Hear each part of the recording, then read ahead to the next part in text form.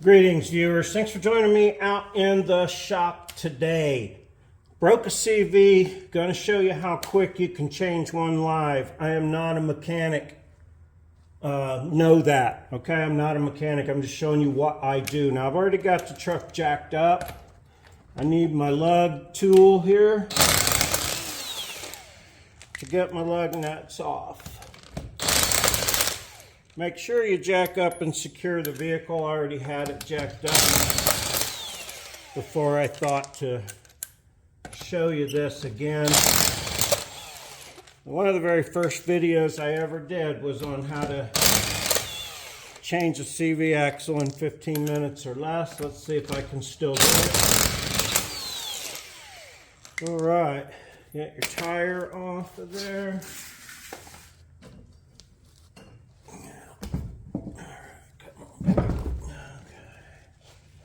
All right, now I do have a jack stand under there too, before anybody tells me I'm bad for not. So that was a 19 that works my lug nuts. Then I got this 36 millimeter here. Our nuts are actually 35, but some of them are 36 on aftermarket ones.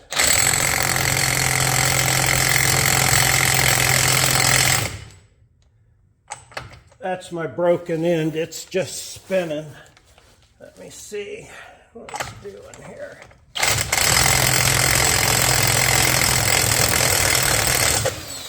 It did come right off of there. Okay, so I'll show you what it broke here in a minute. Let me get this off. Take your hammer and tap the back of your ball joint. Oh, you gotta loosen up your ball joint first, dumbass. All right, I'm getting ahead of myself here. Use a 14 and get your ball joint bolts out. Mine are 14s. I think they're always 14s, but I don't know for sure.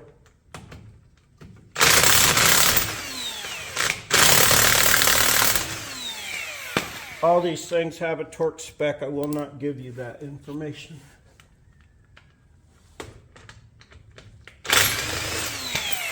I don't carry a torque wrench out on the trail with me. This one broke out in my backyard, but fortunately, the way it broke, I was able to drive the truck back up to the shop. Okay, so spin around here, get your broke piece out. And now I like to put that behind the tie rod there. I think you can see that. Yeah, see, it's put underneath the tie rod so that it stays up out your way. Should have brought a rag down here. All right, and a pry tool. All right, you'll go underneath to get your axle popped out. I don't know if you'll be able to see it because I can't get you under here. Let's just go right off this bolt here and give it a nice smack, and it'll pop her right out of there. Whoops. Come on now. Pops you right out of there. I said pops her right out of there. Oh, come on now.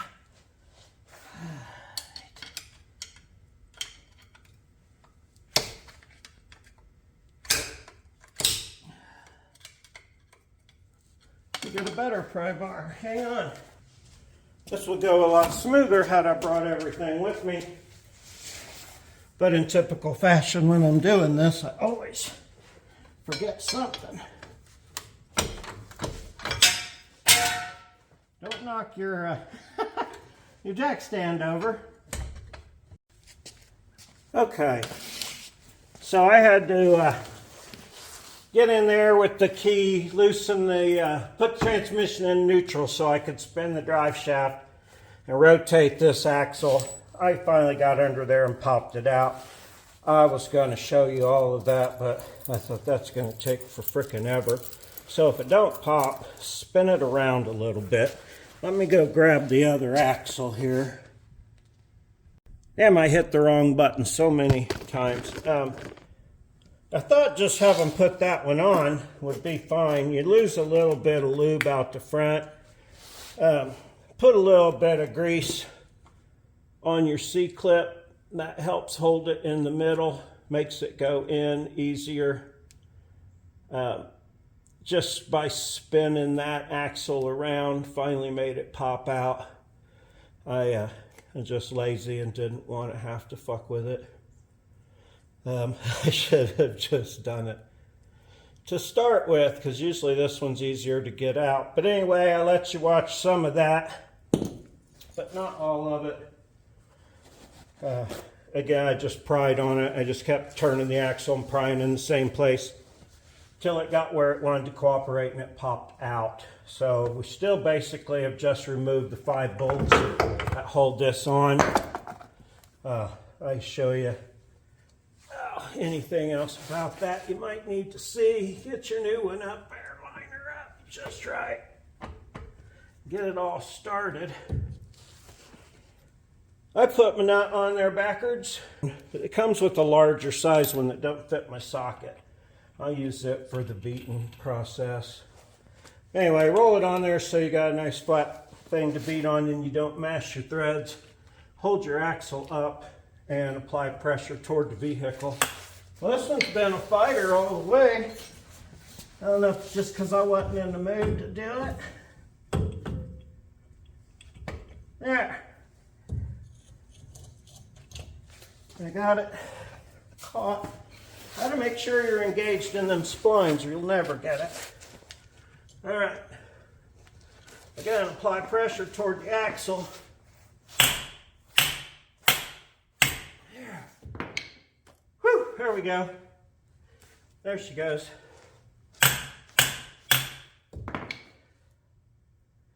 Oh yeah, that's it. Perfect.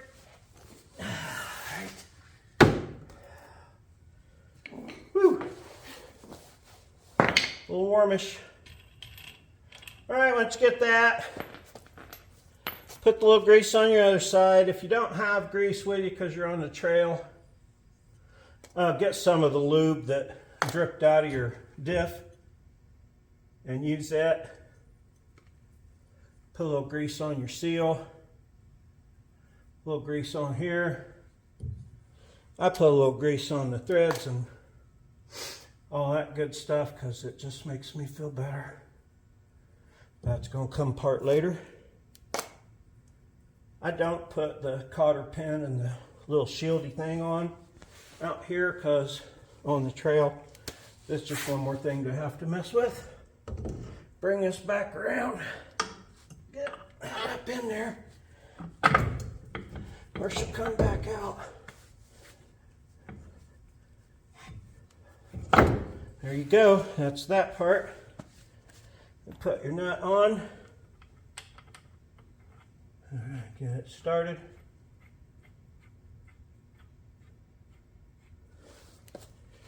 Get your ball joint back down. Get it to sit back down like it should.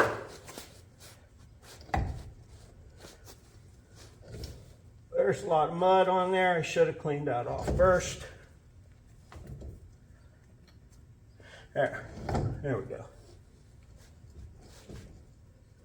Now if you got a big lift, you may have to modify and adjust your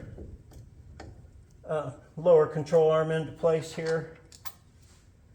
I am without lift. Well, I got, I guess, an inch and a half or inch and 3/4 lift on here. All right, come on now. Sit down on there like you was.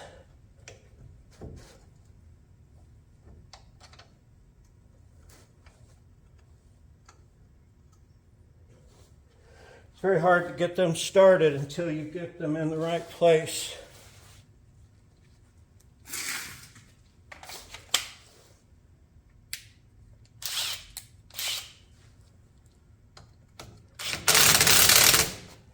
that one is in the right place.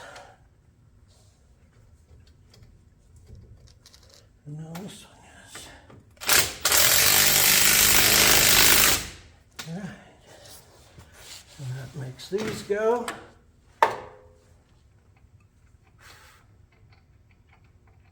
Come on.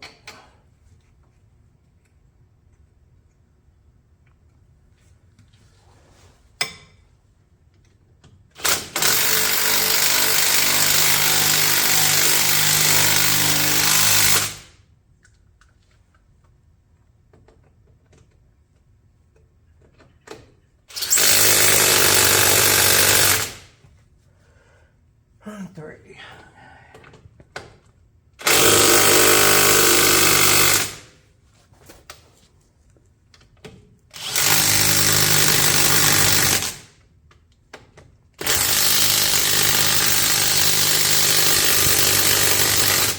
Remember, there are torque specs, and you may want to use them. I don't. I choose not to.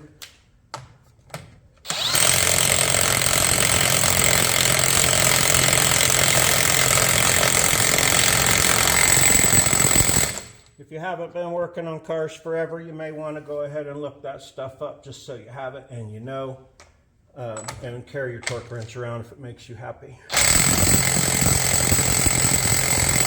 That's how much it takes on that. Got the others. That's basically it. Roll the tire up, put it back on here.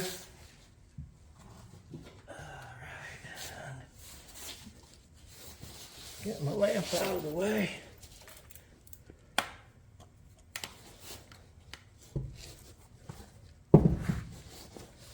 There we go. There they are. Generally, they don't fight. Even if they do, you still get the idea. You can be back on the trail in minutes. Yeah. You lose a little bit of juice out of your diff, but not much. So, not enough to worry about. You saw it's just a tiny little bit there. All right. This is so easy to do. Don't let it fool you when you're out on the trail into thinking that this is difficult, because it isn't. It's the weakest link, the one that breaks the most. Not like the spider gears I broke last time. That was a fluke.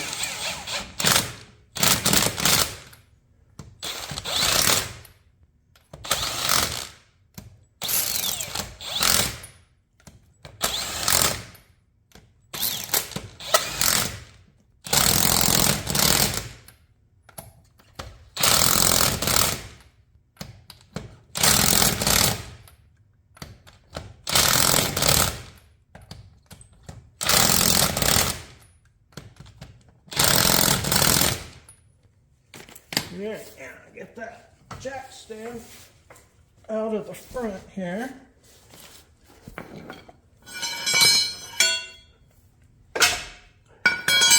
Excuse me.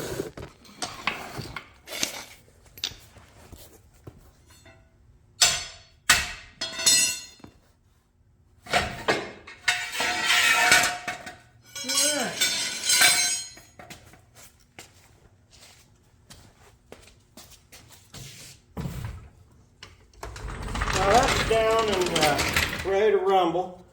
You still get the idea how quick and easy it is. So don't be afraid, just carry some spares around. Those are lifetime warranty units. I will send that back for the warranty. There's the broke part. I bought 2 extras to have for spares because they don't bind up at full droop like factory ones do. So thanks for watching. I appreciate you. Love you. Have a super great day.